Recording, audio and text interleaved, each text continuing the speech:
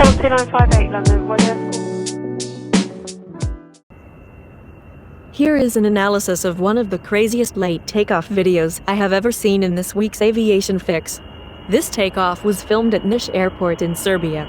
It shows a cargo Ilyushin IL-62 aircraft using all the runway. As you can see in the clip, it only just marginally manages to clear the end of the runway, but appears to clip the hedge at the end.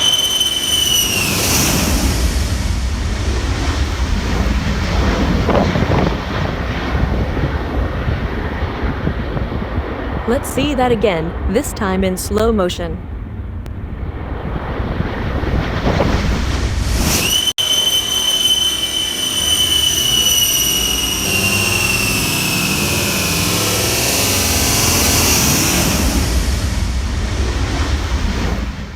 Please like and subscribe if you want to see more like this.